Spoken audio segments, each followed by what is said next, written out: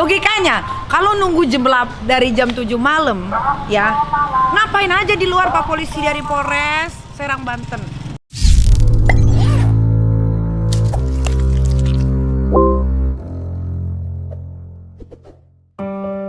Artis Nikita Mirzani ditetapkan sebagai tersangka dalam kasus pencemaran nama baik oleh Polres Kota Serang.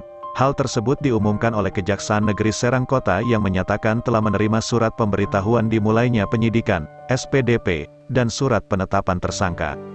Menanggapi hal tersebut, Ketua Indonesia Police Watch, IPW, Sugeng Teguh Santoso mengatakan bahwa aparat kepolisian bisa saja menjerat Nikita apabila telah memenuhi unsur.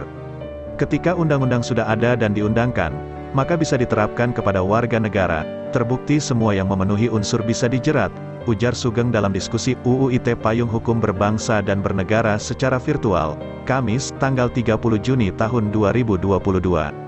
Meski begitu, Sugeng menilai upaya aparat Polresta Serang Kota menangani kasus dugaan pencemaran nama baik yang melibatkan Nikita Mirzani hanya menghabiskan waktu dan energi.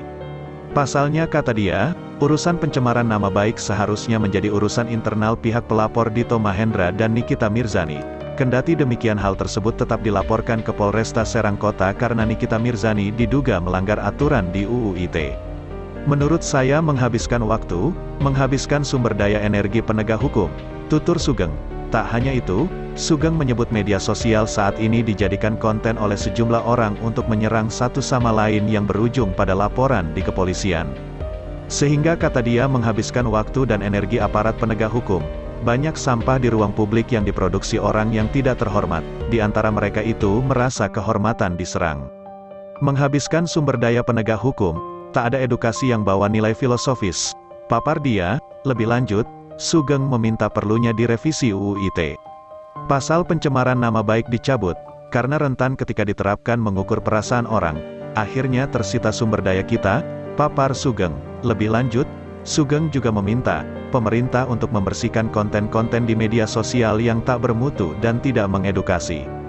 Konten sampah itu di ruang publik bagaimana pemerintah membersihkan, tak bermutu dan membuat anak terpengaruh. Katanya sebelumnya, Dito Mahendra melaporkan Nikita Mirzani ke Polresta Serang Kota pada tanggal 16 Mei tahun 2022 atas dugaan pencemaran nama baik lewat media sosial.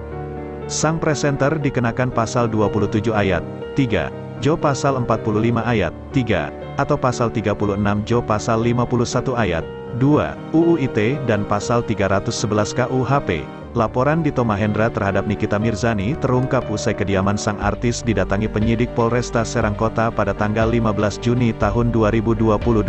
Mereka saat itu bermaksud menjemput paksa Nikita yang tidak pernah memenuhi panggilan pemeriksaan dari penyidik.